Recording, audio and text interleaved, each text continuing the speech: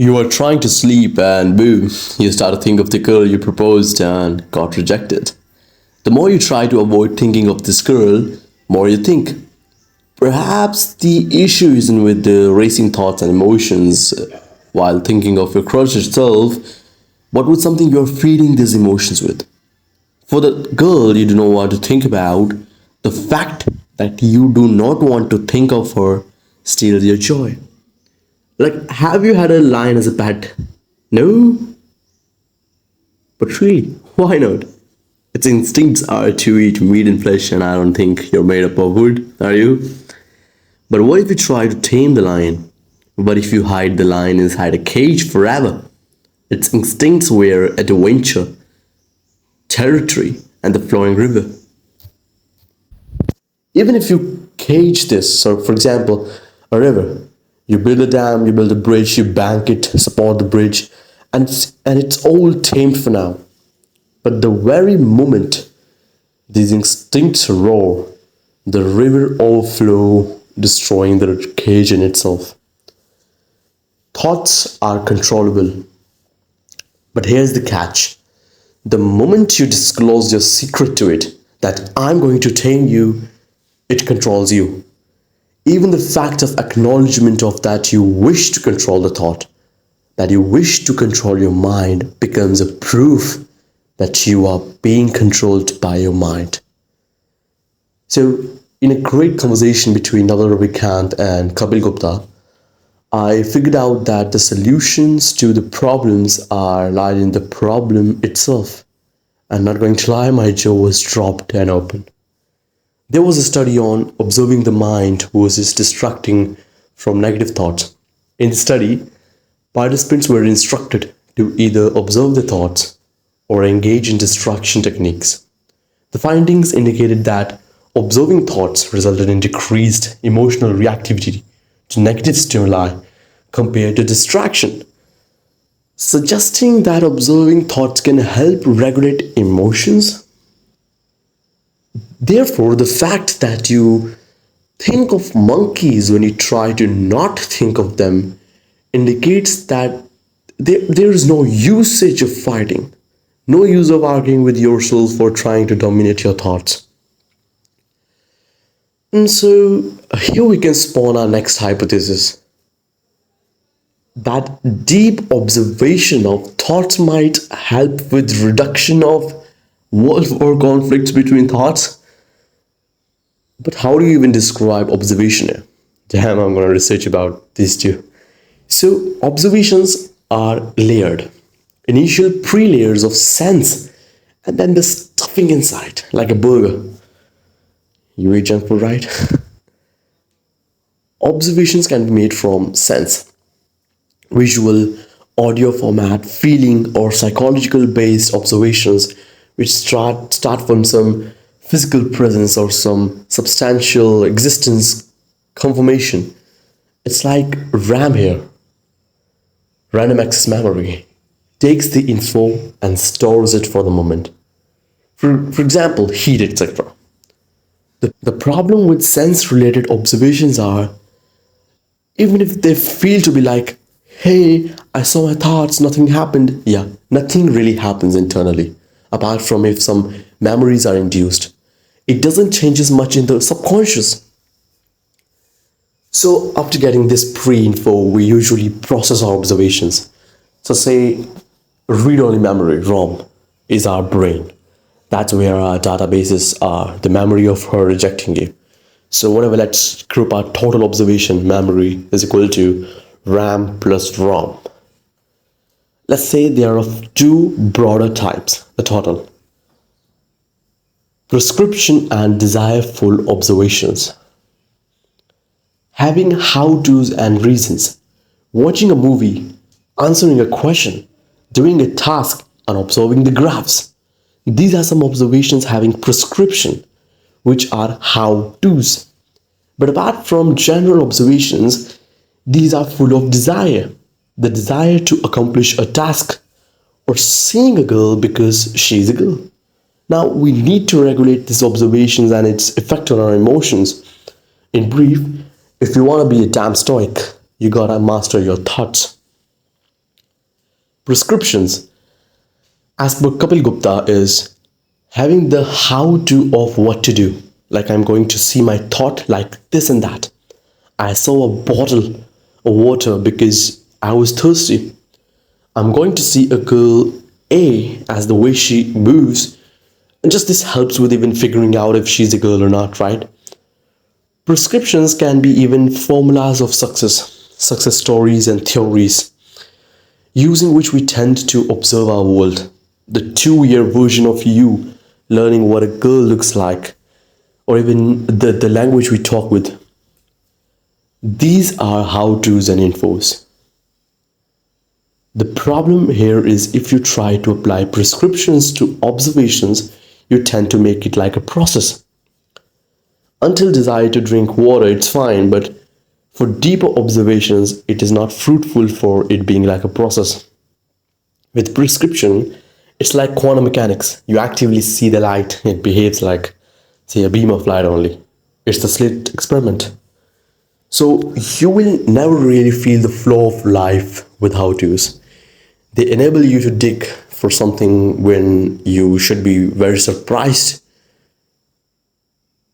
to what you even find when you dig. Love is something different. Fulfillment is something different. Wisdom is something different. Non-prescription and desireless observations. These are without the how-tos, without having a proper method of conducting the activity. You do not become a mechanical working model and instead explore the adventurous possibilities. The mindful look into the world and getting insights and inputs as what if is. These are the sense of just seeing a person without any desires, just knowing them. Say you were taking a walk, but when you identify adventures here, there's a desire to know a route your growth can take.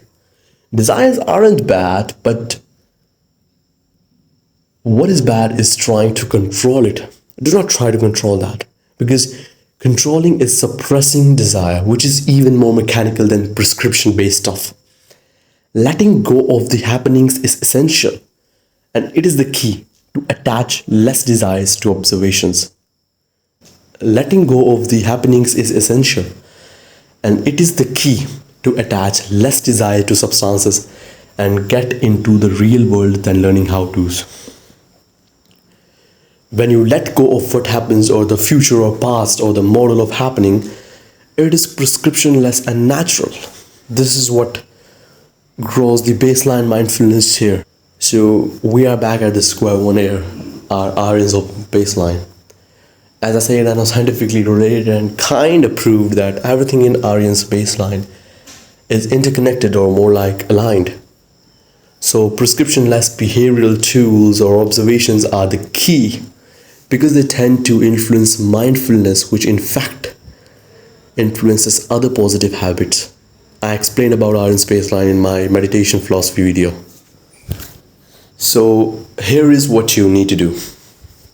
You might be facing negative thoughts and feelings, anxiety, depressing thoughts, or just foggy mind.